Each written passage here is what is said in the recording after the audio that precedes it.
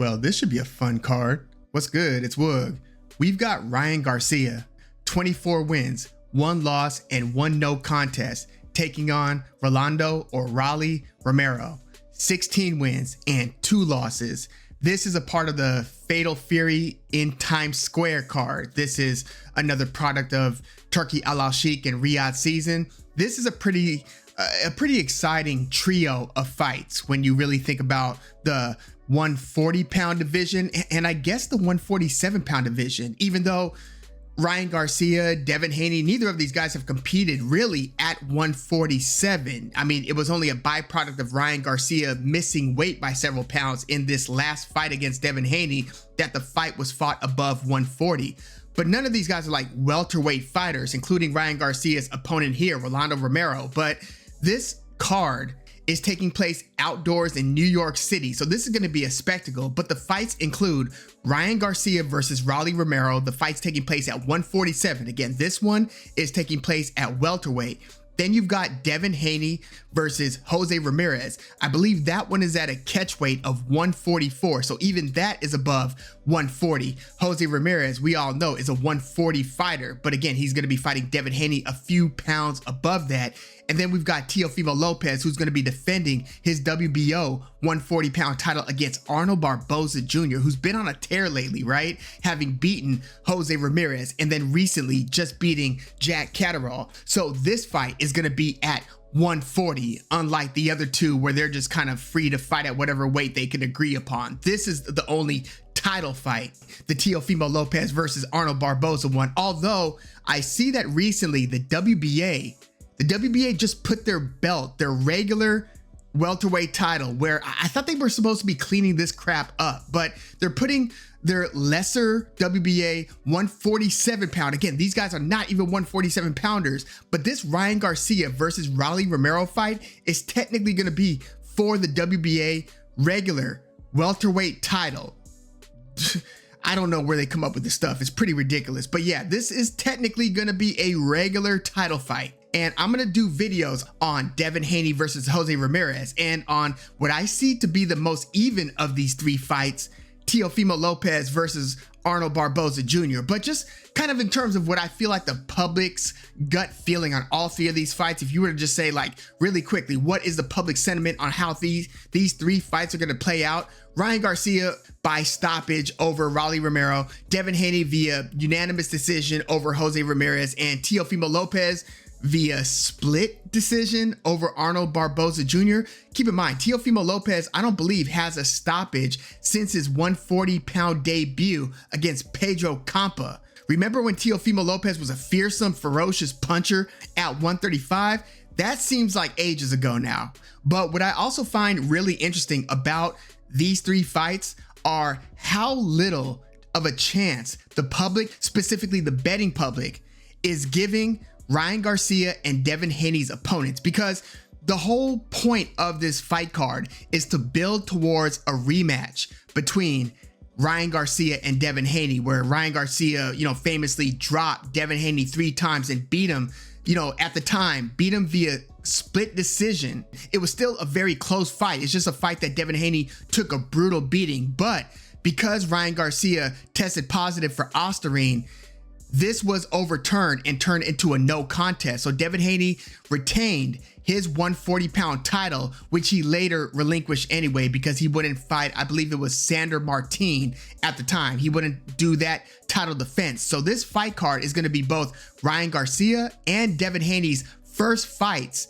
since their fight against each other in April of 2024. So these are supposed to be building blocks to the rematch, the highly anticipated rematch between Devin Haney and Ryan Garcia. Now, that all sounds great, but we know how boxing can be sometimes. Sometimes you could be working towards a bigger, grander plan, like Anthony Joshua versus Deontay Wilder. And then they had that, what was it, Ring of Fire? Is that what I forgot what the theme of that fight card was, but it was Anthony Joshua versus Otto Wallin and Deontay Wilder versus Joseph Parker. Well, look, don't make Joseph Parker a stepping stone to anything, because Joseph Parker ended up beating Deontay Wilder, so we didn't end up getting that grander plan fight between AJ and Deontay Wilder? Well, the public seems to be pretty damn confident that both Devin Haney and Ryan Garcia are going to handle business and will eventually fight each other, because you look at the betting odds for Ryan Garcia versus Rolly Romero.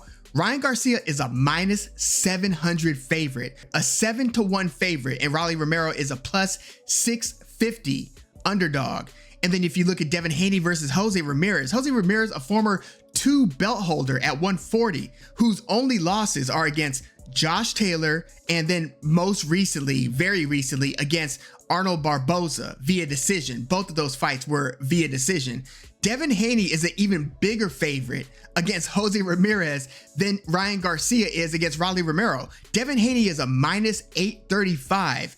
Jose Ramirez is a +750. So they're making Devin Haney a greater than 8-1 favorite over Jose Ramirez. Think about that. I mean, the disrespect. And I don't know if it's because we have seen that older generation of 140 guys start to get wiped out by the younger generation, whether you're talking, Josh Taylor losing to Jack Catterall, should have lost to Jack Catterall twice when you really think about it, but then also getting beaten up and kind of smoked by Teofimo Lopez. So we saw that happen to Josh Taylor. We saw Regis Prograis get boxed and probably beaten every round against Devin Haney. I went to that fight up at the Chase Center in the Bay Area. That was a flawless, damn near flawless performance. He dropped Regis Prograis and he won just about every round. And I remember when they made that fight, this was Devin Haney's debut at 140. And we were like, damn, you're going to fight Regis Prograis? That's going to be your welcome to the division fight? Wow. Well, yeah, Devin Haney, again, won pretty much 12 rounds to 0 against Regis Prograis. And then again, we recently have seen Jose Ramirez first get wobbled and not look great against Rances Barthelemy, another OG. That's an older fighter there. But then more recently against Arnold Barboza, pretty much got outboxed, was getting turned a lot. Looked like he wasn't as, quick on the feet and explosive. He wasn't trapping Arnold Barboza like he normally traps his opponents near and around the ropes and letting those ferocious body punches go. It seemed like something was a little bit off with Jose Ramirez, and it could have just as easily been due to the frequent inactivity between this guy's fights. But yeah, we saw Jose Ramirez recently lose, and then we saw Jose Zepeda from that same generation get stopped by Dalton Smith. So maybe the idea is that whole old guard at 140 is just pretty much ripe for the picking, and it's just going to be cannon fodder for this younger generation. Maybe that's what's going on here, but I don't understand how Devin Haney could be a greater than 8-1 favorite against Jose Ramirez, and then Ryan Garcia a 7-1 favorite against Rolly Romero. And then the fight that, again, I see as being the most even, Teofimo Lopez is a -225 and Arnold Barboza is a +210. So Teofimo Lopez is slightly greater than a 2-1 favorite against Arnold Barboza. That one seems a bit more reasonable, although look, I wouldn't be surprised if Arnold Barboza pulls this one off against Teofimo Lopez. I have not been super impressed with Teofimo Lopez in a lot of his recent fights. I mean, he didn't stop the hyper aggressive Steve Claggett. It's one thing if he's struggling with guys who are moving away from him, like Jermaine Ortiz or Sandor Martin. It's another thing when the guy's coming right at him, and that is usually where Teofimo Lopez, that's his calling card. He usually takes people's heads off when they come at him, like when Richard Comey came at him and lost his IBF title via early stoppage against Teofimo Lopez.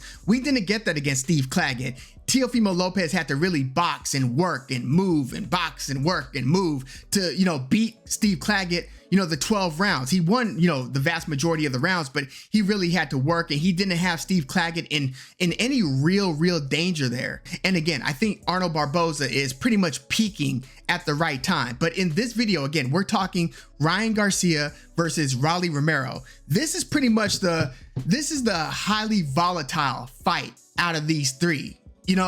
Both of these guys have their defensive flaws.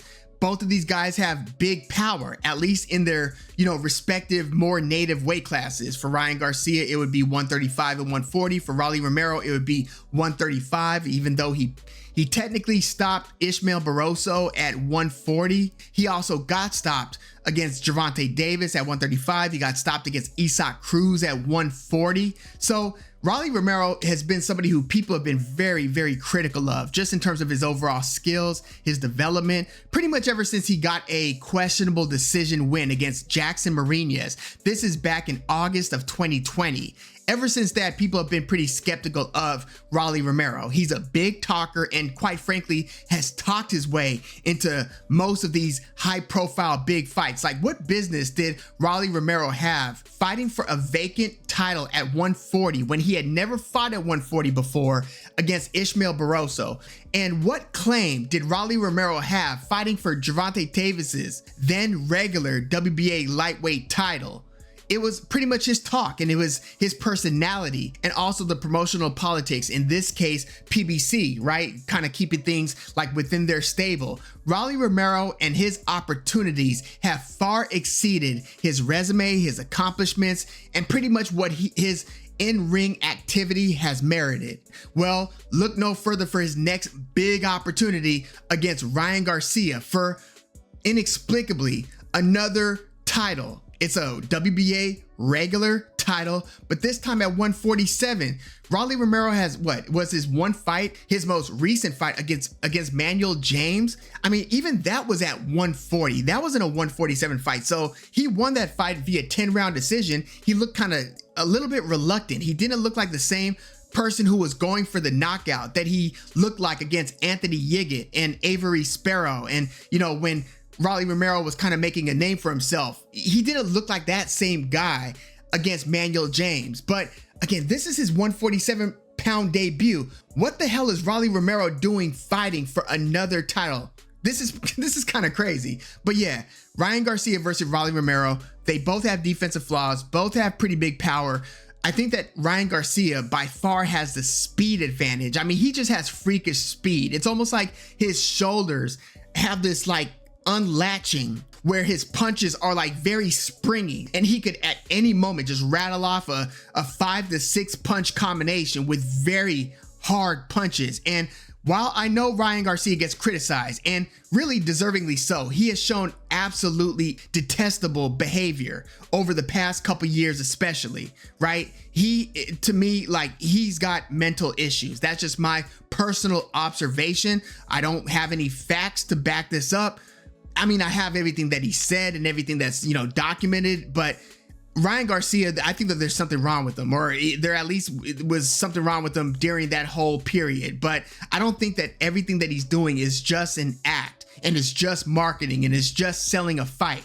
No, I don't think you crash out like that, just selling a fight. And it's also very fair to knock him and to criticize him and to question him about his PED use, being that he tested positive around that fight with Devin Haney, where not only did he miss weight by several pounds, they had to renegotiate the financial breakdown of that fight. But then you're gonna come in with Osterine in your system. Like, that's pretty nasty stuff, right? So it's always puzzled me that a lot of the community and a lot of the boxing public has rallied around Ryan Garcia over Devin Haney, where Devin Haney, I mean, you know, it's a whole other conversation. We're going to talk more about it when we do the Devin Haney versus Jose Ramirez preview. But you tell me what people don't like about Devin Haney, because what I saw was a kid, a young dude, right, who's got his dad backing him in the corner. Maybe it's that they don't like his dad talking as much as he does. Well, look, Devin Haney is one of the guys who has a very supportive father, right? I don't knock Devin Haney for that. Like, what the hell are we doing knocking somebody for having a strong relationship with his father? And not only that, but Devin Haney has been fighting. Now, you could say that you thought Lomachenko won. You could say you thought Devin Haney won in that Devin Haney versus Loma fight.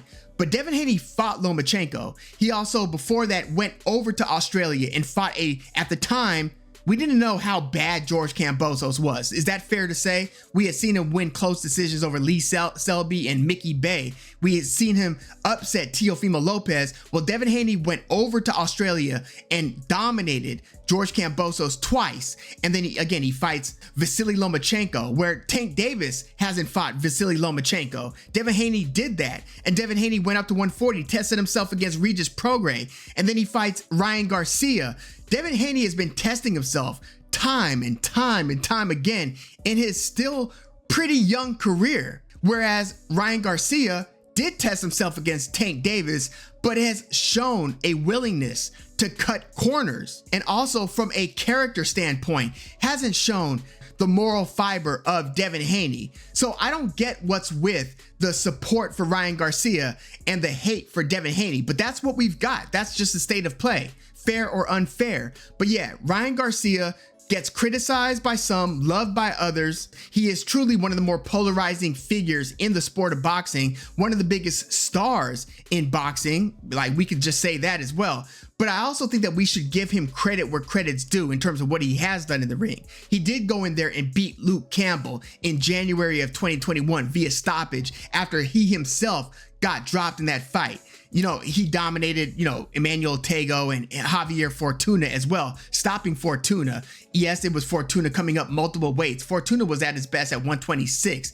They fought that fight at like 140. What the hell is Fortuna doing up at 140? So another thing about Ryan Garcia's career, he's been playing like weight games where they announce that a fight's going to be, in one division, and then it ends up being in another because Ryan Garcia couldn't make weight. Even his fight against Oscar Duarte, he came in 2 pounds over 140. He was still supposed to be a 135 guy, but fights Oscar Duarte at 142. He struggles with him in the first few rounds. He starts doing that shoulder roll where he's basically giving up his whole back, which he did that against Devin Haney as well. And that just looks like one of the weirder things in Ryan Garcia's game defensively. But he ends up stopping Oscar Duarte. He knocked him out in the 8th round. So I do think that he needs to get credit for that, even though, again, there was like the weight shenanigans again. And then in his next fight against Devin Haney, we got what we got, Osterine, weight shenanigans, all kinds of like things that weren't like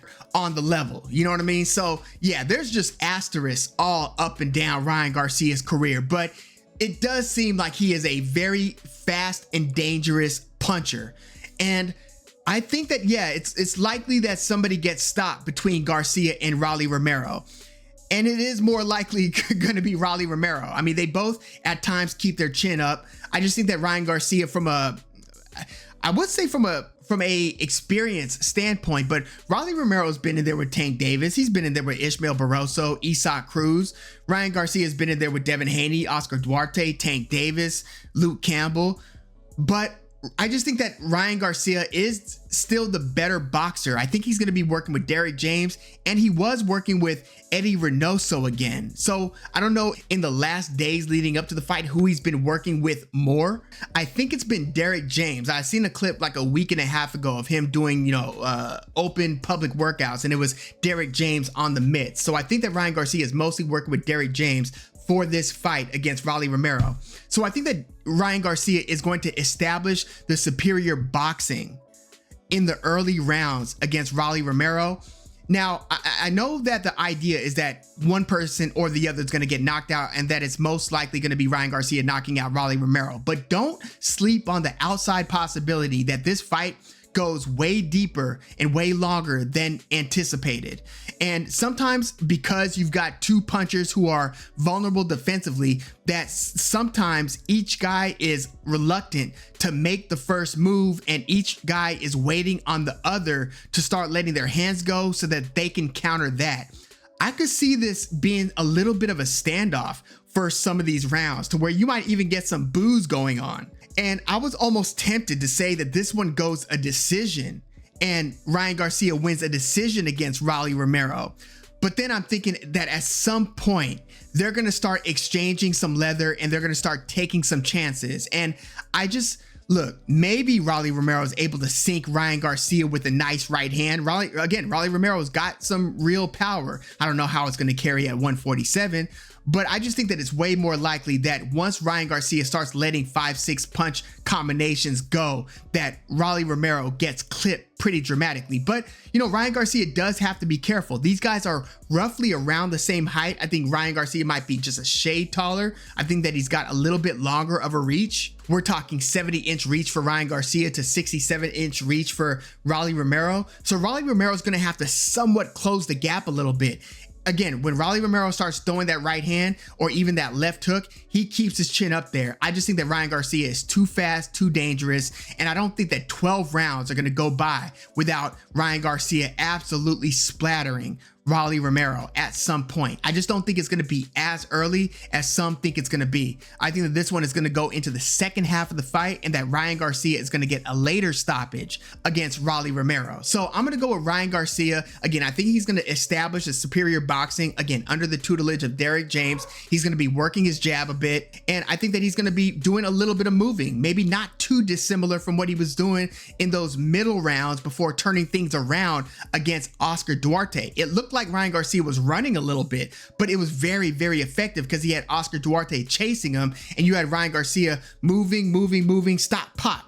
Moving, stop, pop. And you've got to respect Garcia's stop and pop. So you can't just chase him with reckless abandon. So I think that we might get some movement from Ryan Garcia against Raleigh Romero. So I'm going to be looking out for that. But I'm going to go with Ryan Garcia via later stoppage. I'm talking second half of the fight. Let's say sometime between rounds 7 through 10. And if we want to narrow that, let's go rounds 8 through 10. Stoppage somewhere around there for Ryan Garcia. But yeah, let me know your thoughts on this one. Yeah, this is going to be a fun card, and I can't wait to do the other breakdowns on this one. But let me know your thoughts overall on the card and specifically about Ryan Garcia versus Raleigh Romero. Are you giving Raleigh Romero any real chance at beating Ryan Garcia? Again, the odds are crazy here. Do you think that they should be that damn lopsided to where Ryan Garcia is a -700, a 7-1 favorite against Raleigh Romero? I know a lot of people think that Raleigh Romero's overall skill set is trash. You got a lot of people saying that, but he is a pretty tough puncher. And, you know, I would like to see Ryan Garcia fight Isaac Cruz. I would want to see him deal with that kind of pressure because Isaac Cruz applies a somewhat similar pressure as Oscar Duarte, and Ryan Garcia did have some difficulty with that. But yeah, let me know your thoughts on Garcia versus Romero in the comments. And do you think that in each of Devin Haney and Ryan Garcia's fights that they're both going to handle business, or do you think that we're going to get one of those upsets that kind of spoil the plans on a Devin Haney versus Ryan Garcia rematch? Let me know your thoughts in the comments. Like the video, subscribe to the channel if you are into the fight talk. I'm Woog. Thanks for tuning in.